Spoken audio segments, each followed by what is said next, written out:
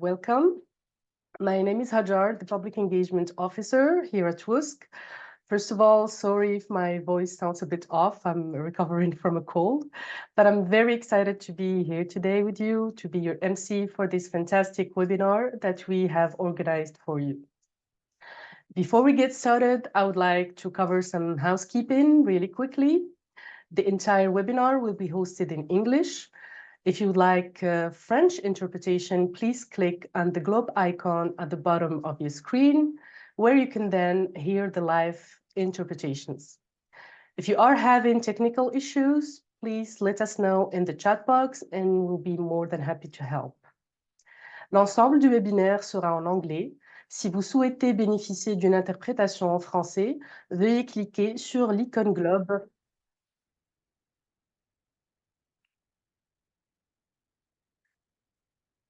OK.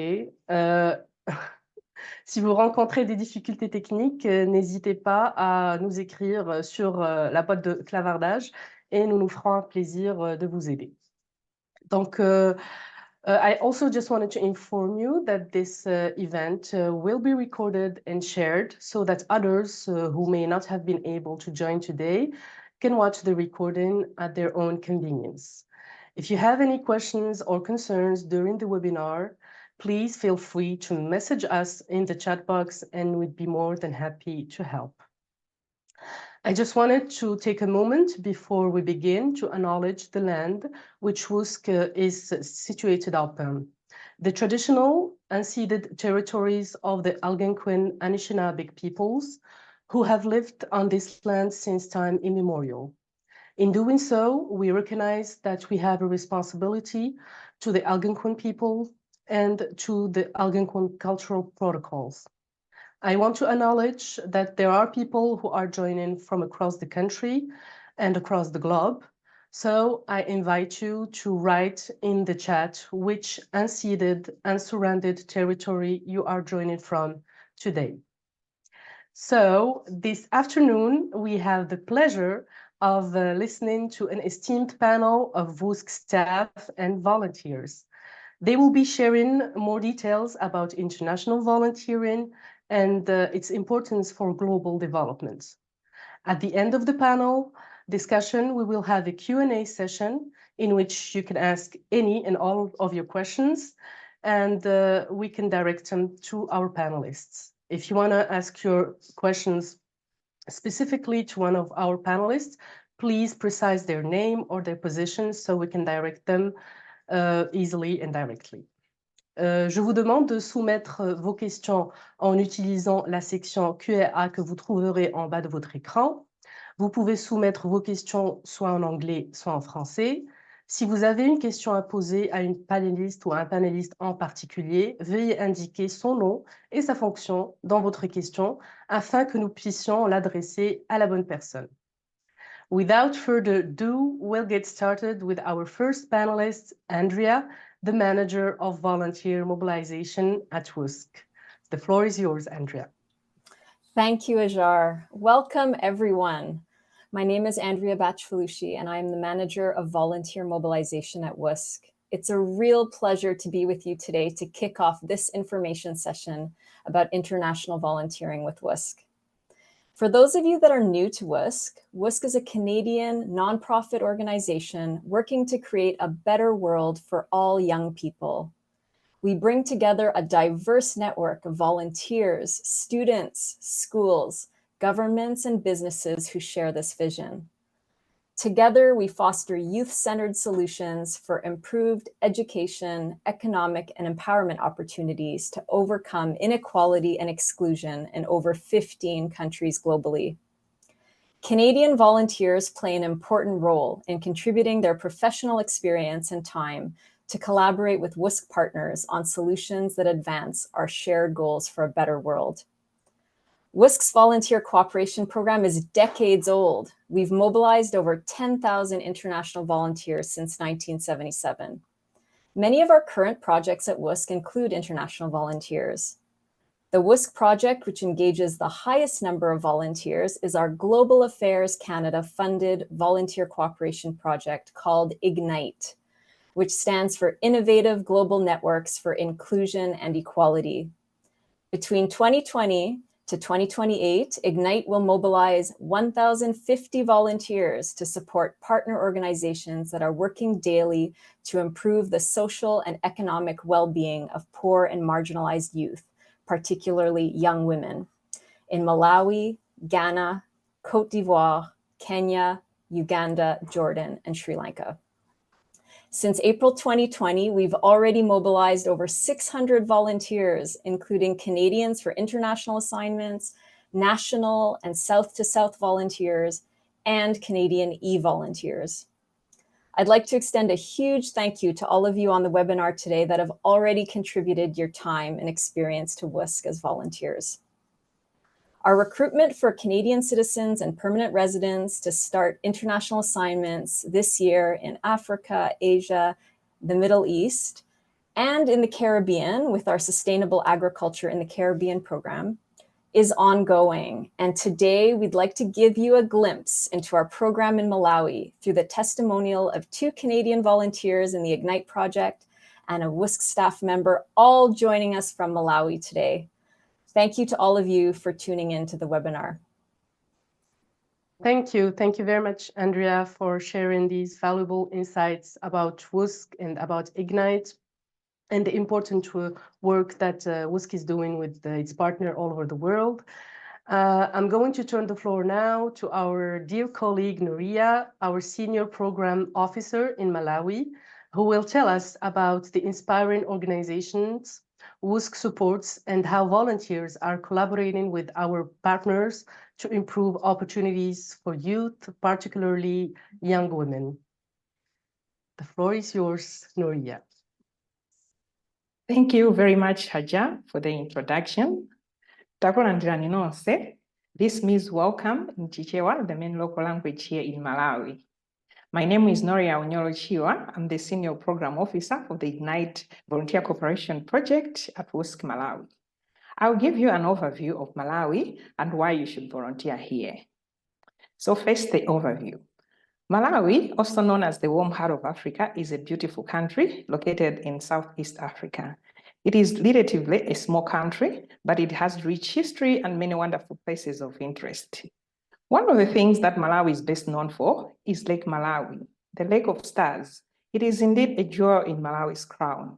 It is the 3rd largest lake in Africa and is also home to an incredible variety of fish, including the colorful cichlids.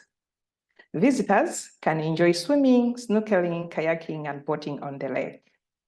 Malawi is also home to a number of national parks and wildlife reserves, where visitors can go on a safari and see many animals, including the Big 5, as well as watch some birds. The country has a rich culture and some amazing landscapes and stunning scenery. There is indeed something for everyone to enjoy here in Malawi. Overall, Malawi is considered as a low-income country, striving for sustainable development and economic growth. The country faces a complex development landscape. The economy is reliant on land-fed agriculture and is vulnerable to frequent climate shocks and low productivity. We also have limited access to resources and infrastructure, which further hinders economic growth.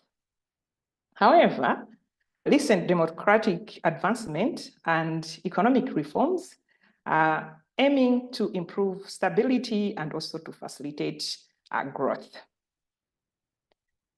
I'll share with you what I love most about Malawi. Malawi is renowned for its peaceful atmosphere and stable political environment. It is known for its warm and friendly people, earning the nickname, the warm heart of Africa. The welcoming spirit and hospitality are a huge part of our culture as Malawians, and this is what I love most about my country. Malawi has received assistance and support from various international organizations and donors to address humanitarian and development challenges. These organizations have played a crucial role in providing aid, technical expertise, and funding for various projects. One such organization being WUSC. For many years, WUSC has been actively involved in various initiatives and programs around education, gender equality, youth and women economic empowerment, advocacy and awareness, durable solution for refugees, and many more. Mobilizing international volunteers across different thematic areas, the IGNITE project collaborates with 16 local partner organizations from diverse sectors, including private sector, civil society, women and youth-led enterprises. Out of the 16, I want to highlight 3 examples of the partners that we are working with. The first one is mHub. mHub is a Malawi-first technology and incubation hub, working with upcoming entrepreneurs and innovators to create local solutions to local challenges. The hub is a social enterprise that incubates and accelerates and also fund emerging entrepreneurs across country and promote socio-economic development. The second partner that I want to highlight is FOSESE.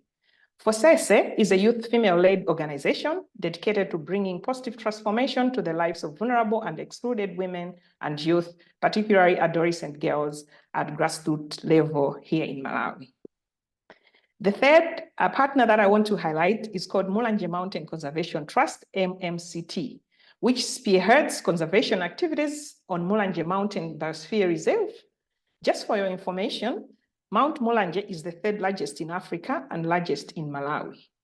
So in collaboration with community and stakeholders, MMCT facilitates awareness, involvement, understanding of the importance of conservation and responsible management of biodiversity and natural resources in the Mulanje Mountain Forest Reserve.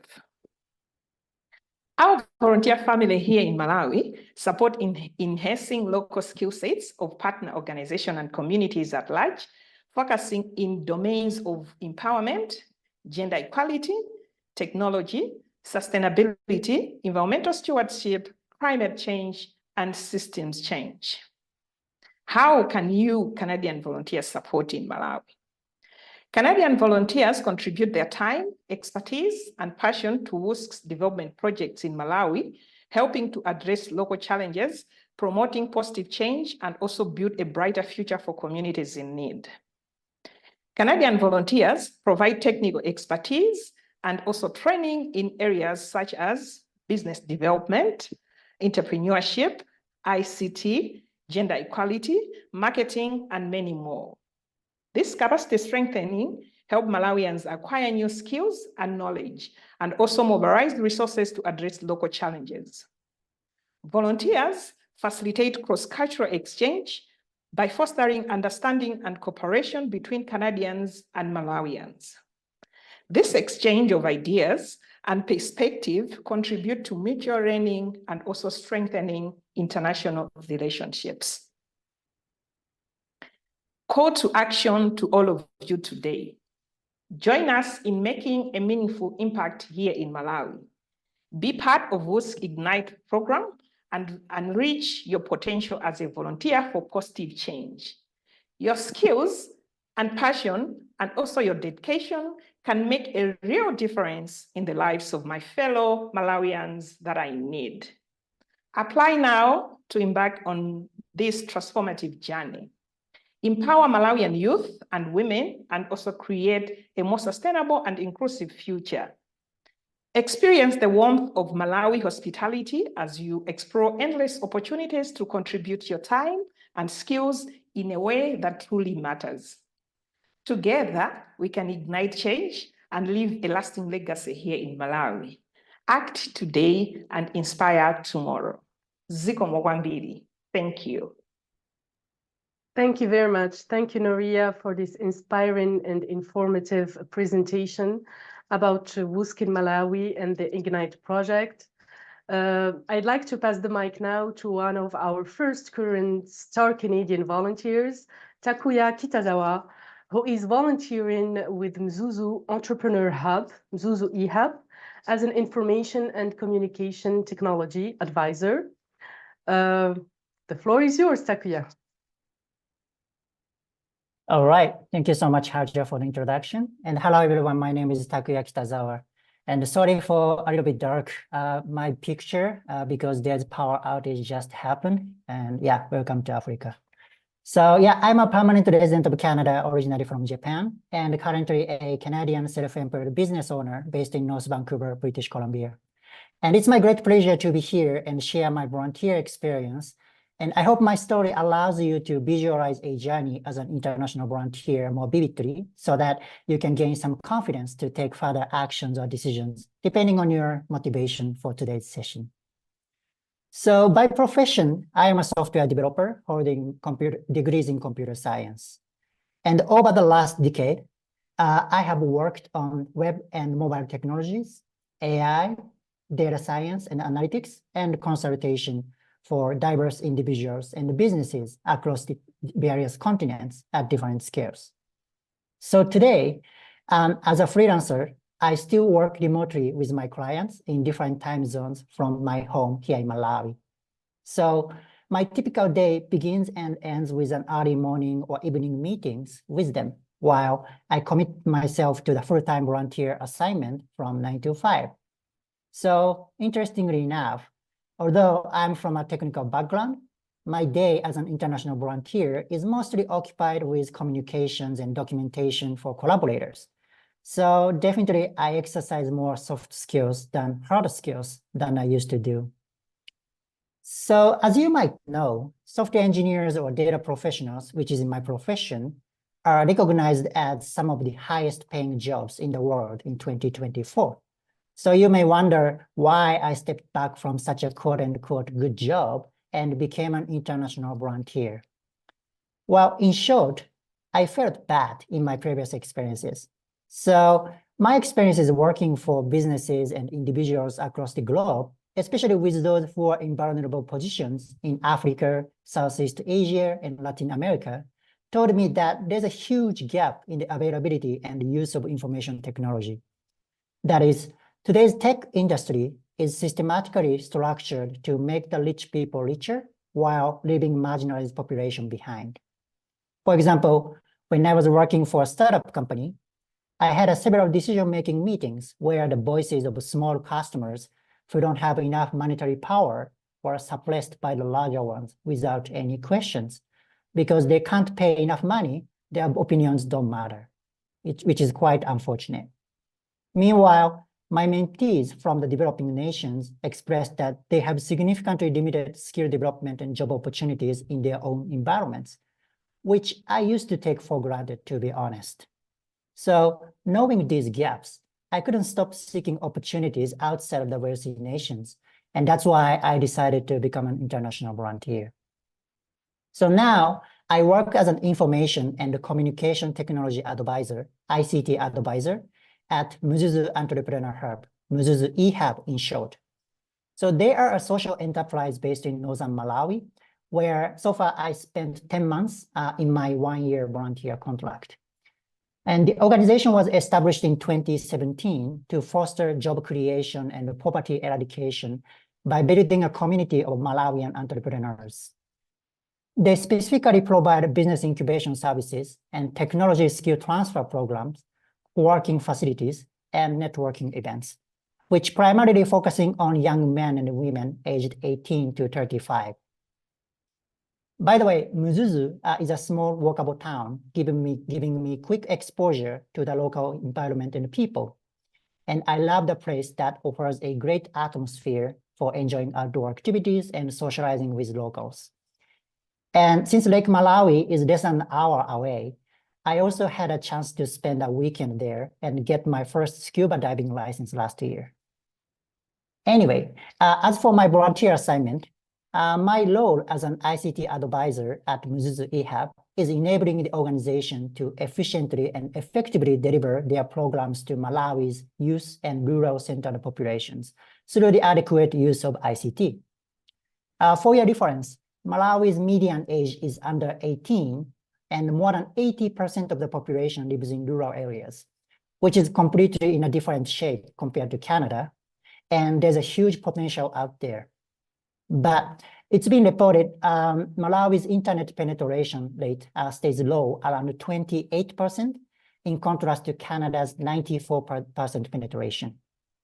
So in this very context, So far, I have implemented technological solutions for Muzuzu eHub, such as a website, mobile application, and digital marketing tools, while delivering several talks and training sessions, both internally and externally.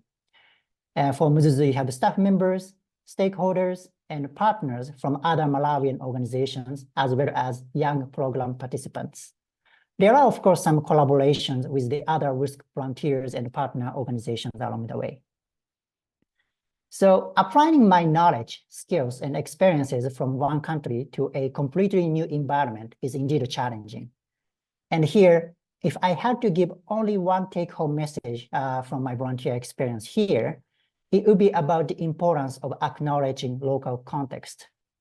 For volunteering, international development, or maybe any kind of work at large, we need to deeply understand the organization's specific needs and optimize an approach for their resources, infrastructure, policies, culture, and people. And there's no one-size-fits-all solution, and that complexity is not something I can summarize as a culture gap. Of course, there is a culture gap, but that is not everything. Importantly, since the whole point of volunteering is about capacity strengthening, your best practices won't apply because our job is to bring tangible long-term impacts that remains even after we leave the volunteer assignment country. The good news here is that it's certainly possible to overcome the challenge through communication, coordination, and collaboration. To give an example, I responded to Muzuzu eHub's need to implement an email marketing tool by interviewing staff members, understanding their current capacity and limitations, and optimizing my approach or proposal to the particular situation, and conducting an internal session so that we can cultivate a shared understanding of the theme and collectively discuss the possible next steps. It takes time, and my volunteer activities have constantly been delayed due to the non-technical factors that I just mentioned. But I believe it's a good sign. And the people I worked with at the warm heart of Africa, Malawi, were extremely supportive and open-minded throughout the process. And ultimately, the volunteering in one of the poorest countries in the world has made my view of the world more vivid. Through news articles and books and social media, we all know many global challenges and advances are occurring daily, both positively and negatively. But it is still difficult for privileged people living in richer, safer, and healthier environment like me to grasp these facts as something tangible and actionable. Here, my volunteering experience or journey is helping me to fill out the gap through what I observed and experienced with my 5 senses. So if you are interested in a WUSC volunteer opportunity, especially if you have no prior experience in international development, like I did until a year ago, I can assure you it's worth trying. And to be honest, I'm currently a bit overwhelmed by the abundance of eye-opening insights from the assignment, but I deeply appreciate the fact. And I couldn't be excited more about progressing my career from now on, particularly in the area of international development. So that's it from my end, and thank you so much for your attention. And I hope you all here are also excited about the future possibilities as much as I am here in Malawi. Thank you. Thank you very much, Takuya, for this insightful presentation and the insights that you made about the role of technology in development work and the importance of adapting to the local reality. It's inspiring to see such a commitment to empowering communities in Malawi.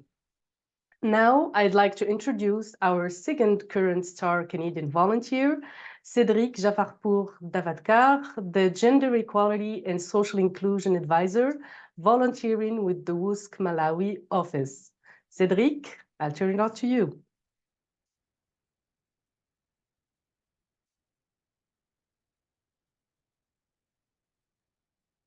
Hey, Hajar, I think you need to turn on my video for me. Okay, I'll do. And there we go. Thank you. Okay, thank you. I'm gonna follow up on Takuya's excellent presentation. So like Hajar just mentioned, my name is Cédric Jafarpour-Davadkar, and I am the Gender Equality and Social Inclusion Advisor for the WUSC Malawi office. working with all 18 of our partners across Lilongwe, Mzuzu, Blantyre, Zomba, and Mulanje. I'm excited to be able to share a bit more about my experience with you all today, especially those of you who may be interested in issues related to gender equality, human rights, and development. So as for myself, I'm a first-generation Canadian, born to both immigrant and refugee parents, which is what initially spurred my interest in international affairs, as well as human rights and broader development issues. In fact, I majored in human rights and law at Carleton University in Ottawa and added a minor to my program in gender studies. Afterwards, I did my master's in Europe at the Global Campus of Human Rights. And following that, I worked based out of the Middle East for a few years, mostly on project implementation, management, and evaluations as part of a consulting firm with clients like GAC, the UNDP, GIZ, and the World Bank.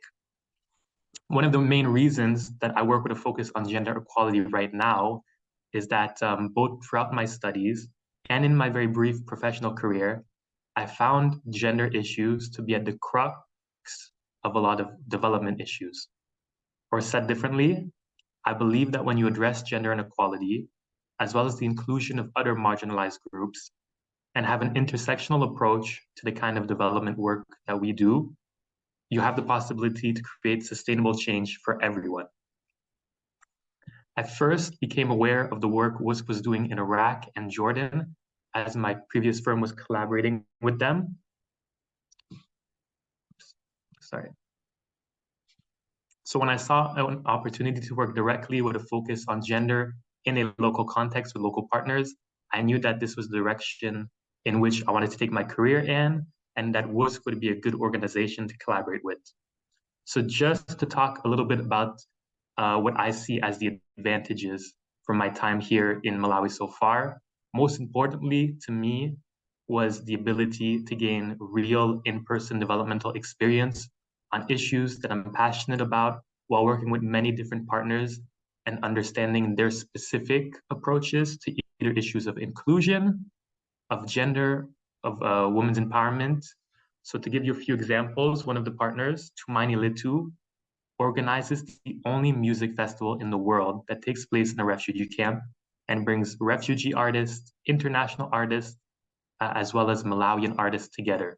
I got to be part of the small organizing team and spent a lot of time at the camp coordinating the event and building friendships and understandings with a lot of young refugees. And that was both like a really rare and fulfilling experience, especially for someone like me whose father is a refugee. That experience meant a lot to me and was very enlightening. With another one of our partners in Blantyre, TAMIL, the Tea Association of Malawi, we developed a new gender equality and social inclusion M&E framework, which allowed me to learn about addressing gender issues in rural communities and the particularities of working within tea estates. And then with FOSESE, as Noria mentioned a bit earlier, we strategized on how to reduce the risk of GBV that's gender-based violence in IDF camps for people who were displaced by Cyclone Freddy. I've also had the opportunity to develop gender policies for organizations like MHub that are more focused on entrepreneurship and technology. So like you can see, I had the opportunity to work with many different organizations covering a lot of different fields. And this has allowed me to see how gender equality and social inclusion can fit within the specific needs of different organizations and the particular challenges you may face across different contexts. It's also very culturally enriching to spend time in a country that's so different from where you're from and have the ability to slowly take in how things function here. Why are they different from how things may work in Canada? What do I find much better? What do I find more challenging? So that's been the best part of this experience. And in terms of, I think, challenges, I'll just highlight that I think what me and Takuya have in common is that we're both quite international and have lived in many different country contexts before Malawi. And even despite that, Malawi, as one of the lowest GDP countries in the world, does offer its own particular challenges and moments of uncomfortability. limited access to certain products you may be accustomed to regularly buying in Canada, lack of tourism infrastructure, the informality of shopping at a local market, the attention and the expectations that come with being a visible foreigner. These all take time to get used to and can make your adaptation period difficult. In terms of specific work-related challenges, I think unlike the field of technology or entrepreneurship, getting buy-in on issues related to gender can be a bit challenging, as some organizations have at least more urgent or more what they perceive as more urgent needs that they wish to focus on. More so, as I'm sure you're aware, talking about gender issues is deeply personal and political, often tied to traditional beliefs and values. Thus, it can be difficult to make headway on changing attitudes that are so deeply systematic across many levels, the individual level, the community level, and within institutions. But I just like to say this is ultimately the kind of challenge I came here to face and better understand. And I think I've become a better professional because of it. And just to end with a few concluding thoughts and some lessons learned, for me, I found that learning, understanding, and using the country's local context, history, and traditions as tools to engage on politically sensitive topics like gender norms, like ideas around the role of women and men, like patriarchy, are super important. Here, when I present on topics like gender-sensitive communication, for example, or positive masculinity, I always include conversations about colonialism, about specific Malawian women leaders like Berchirwa, or try to talk about abstract topics like empowerment through a Malawian lens. This allows me to both showcase, I think, my appreciation and understanding of the culture and where I am, while also making these topics more interesting and relatable for the partners I'm working with. And then just to finish up for all the potential volunteers, I think that ultimately, by bringing a positive and open mindset with an understanding that things will certainly be different from what you're accustomed to, this will allow you to have an enriching and fulfilling experience. It's really rare to have this kind of opportunity, and the transformative impact it has on you will hopefully make you a more understanding, a compassionate, and adaptable person going forward in your life. Thank you. Thank you very much, Cedric. Thank you for this great sharing of your experience and the insight and advice you gave to our potential volunteers. I would like now to introduce my dear colleague, Paulette Hamel, our program officer, recruitment and mobilization based in Canada, who will share all the details about how you can become a WUSC volunteer. Over to you, Paulette. Thank you very much, Hajar. So hello, everyone. Thank you so much for joining us today. So as Hajar mentioned, my name is Paulette Hamel, and I am a program officer, recruitment and mobilization, and I'm based here in Ottawa, Ontario, Canada.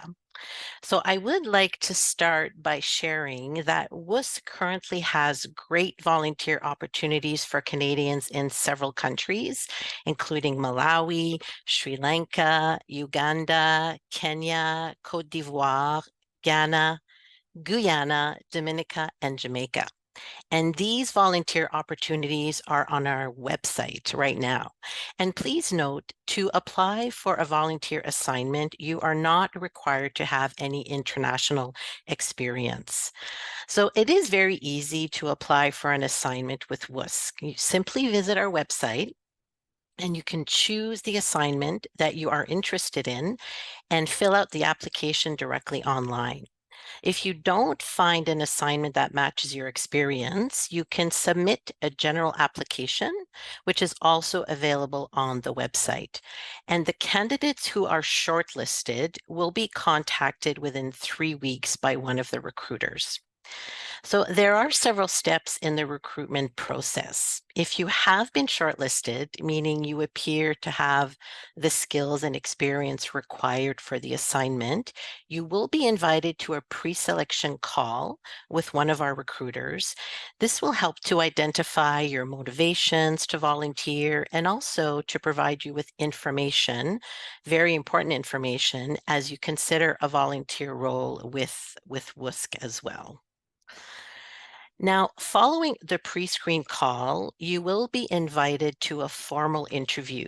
And during the interview, we will assess your professional skills and your experience required for the assignment, along with your professional and personal competencies, which WUSC believes all volunteers require in order to be successful in their assignment.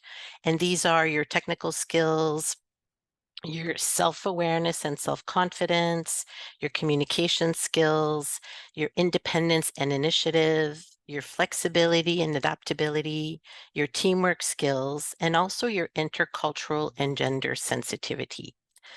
Now, following a successful interview, volunteers will be required to provide 3 professional references. If all references are acceptable, the recruiter will then share the resume and interview summary with the WUSC country team, who will then share this with the partner.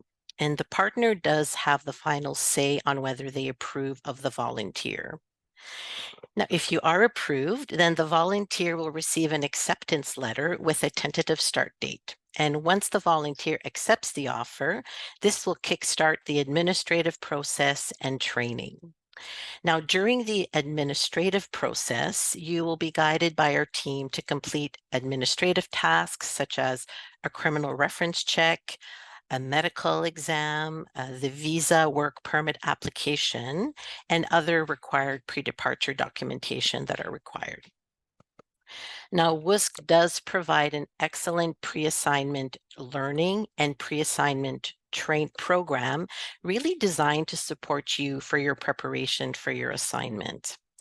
And the aim is really to provide you with information you need to feel equipped to succeed in your role as a volunteer.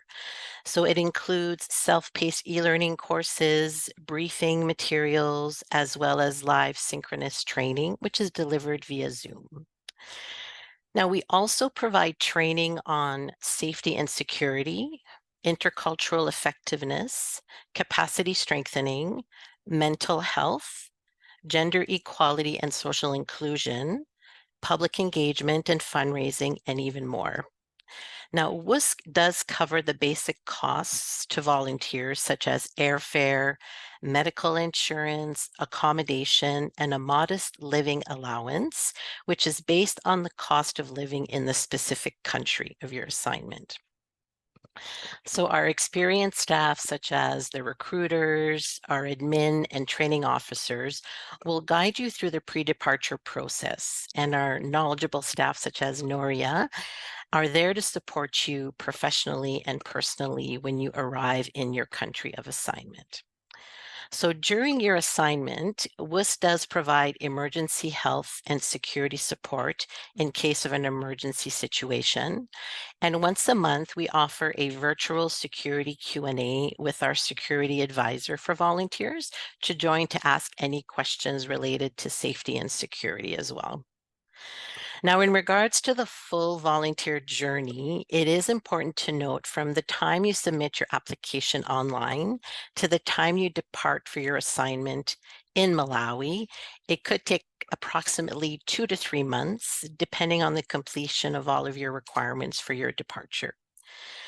Now, the entry visa for Malawi is no longer required for Canadian passport holders, so that is good news. And you will collaborate with the WUSC Malawi team upon your arrival to receive your work permit as well. So it is definitely a journey to volunteer with WUSC, and we will be with you the whole way to provide support.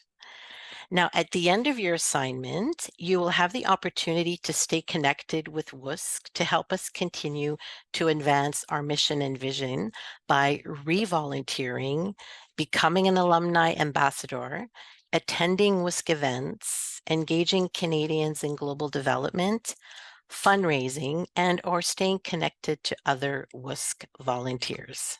Thank you, everyone, for your time today.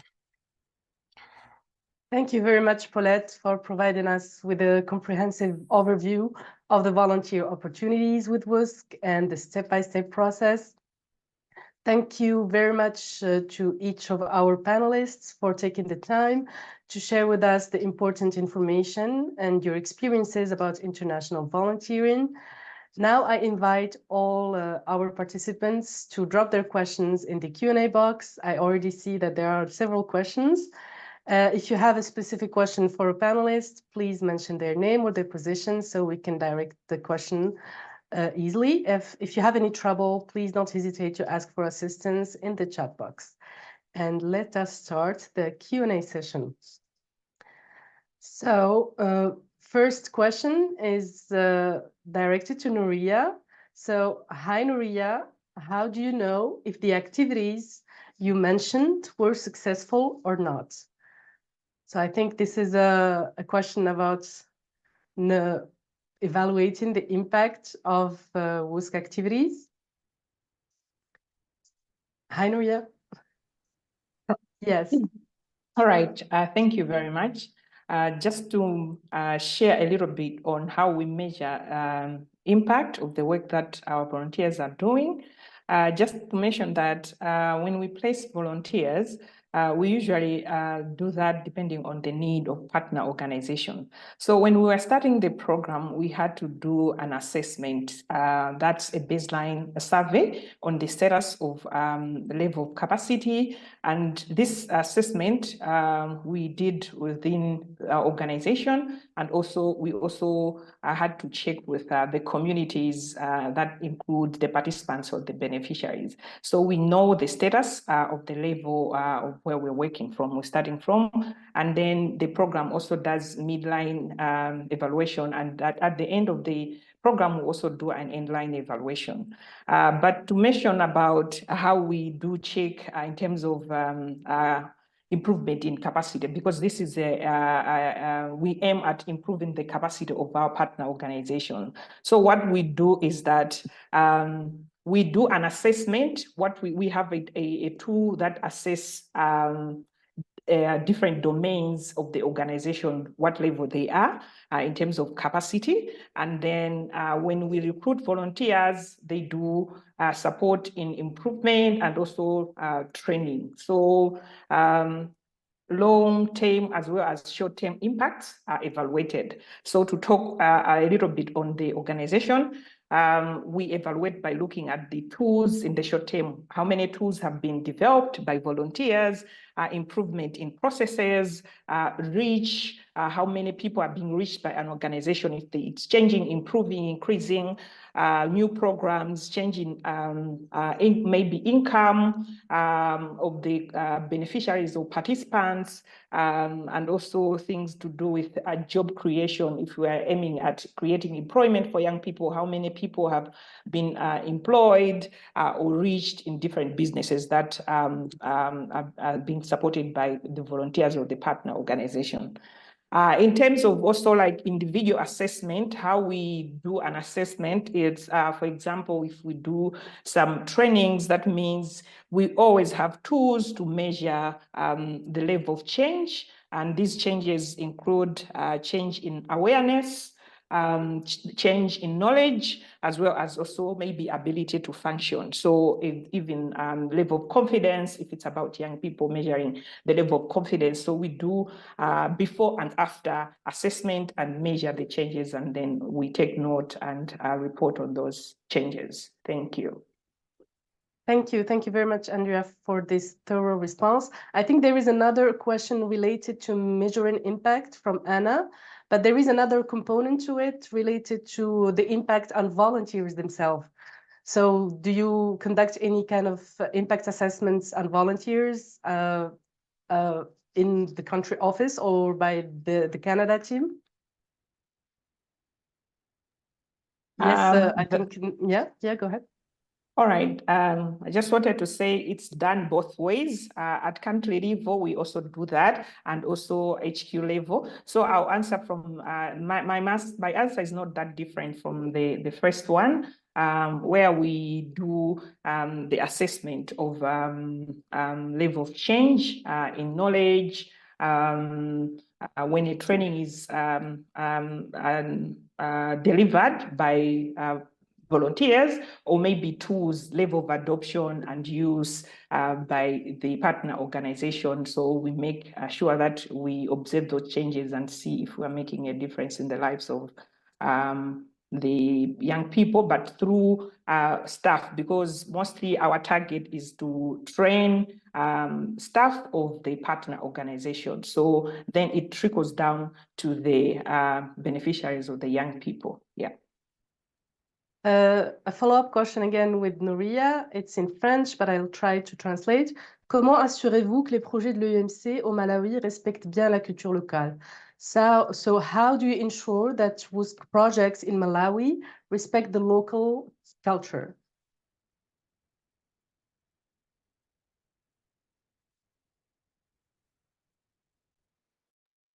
All right, thank you very much.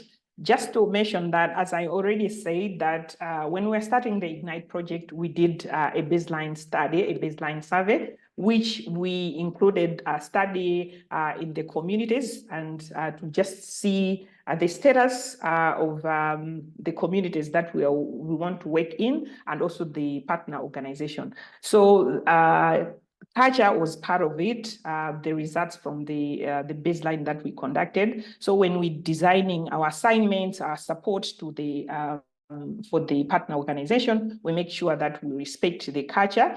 In terms of the intervention that we come up with. When volunteers also arrive from Canada because they are not familiar with the culture here in Malawi, we make sure that we do an in-country orientation to support them with for them to come familiar with what culture we have in Malawi. And when they are doing their intervention, their work with the partners, they should be more respectful of the culture itself. And also because we have an open policy where communication is always shared, volunteers, if they're not sure, they usually reach out to us to check if the intervention that they are doing, the training is respectful of the culture. Not just that, even the partners that we're working with, because they are local organization, they know the culture, they know the challenges, they're able to isolate the right methods that will support in addressing the challenges that the communities have. So they also provide guidance on the right intervention that respect the culture. Yes, thank you. Thank you. Thank you very much, Nouria. So I'm gonna ask Chakuya a cool question. Scuba diving is so cool, Chakuya. So maintaining a good work-life balance is still an option? Yeah, thank you so much for the question. And it is definitely an option. And in Malawi in particular, I still see a lot of like overworking or working over the weekend. But at the same time, once you properly communicate with your partner organizations, it's definitely possible to have a moderate working hours and take a full rest over the weekend. And also WUSC country team and HQ in Canada are very much supportive to ensure the individual's health.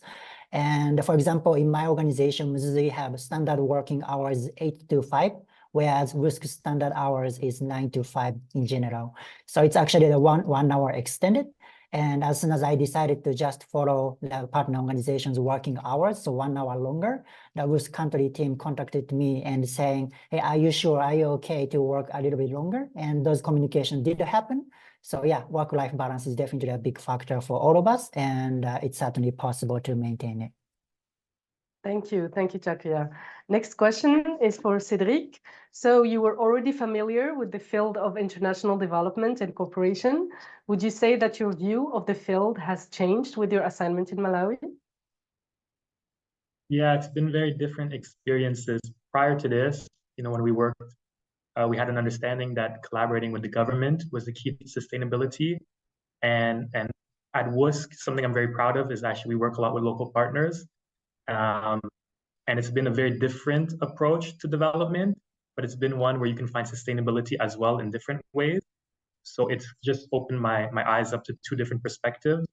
I think maybe the issues in Malawi or in a lot of developmental contexts are very nuanced. So you kind of come here and get a feel for it to really understand. But I think it's been very enriching to see the different approach. And I've been pretty proud of the work we've done here so far. Thank you, Cedric. Following up with our volunteers, I think there are questions about advice that you can share with the volunteers. I know you already shared some advice and challenges that were unexpected, and did you get support to go through them? So do you want to add something related to advice and challenges? Takuya and Cedric? I can go first and Cedric will follow. Yeah. So in terms of work, like I mentioned, context awareness is something big challenge for me. And I have a background in computer science and engineering. So I originally thought, well, just go to a new country and apply whatever I experienced in this context or in this field, because the internet or computer programming is very much universal. But in practice, the challenge is more around the people and businesses here in Malawi. So in this regard, it was definitely challenging for me to optimize or adapt my expertise to the local context. And along the way, I got support from WUSC country team, as well as some of the other volunteers to get some insight in how people are working with the other organizations and how we can set a better expectation to the organization so that we can deliver meaningful contributions to the organization as well as the country. So that's definitely something that I faced. Thank you, Takuya. Cedric?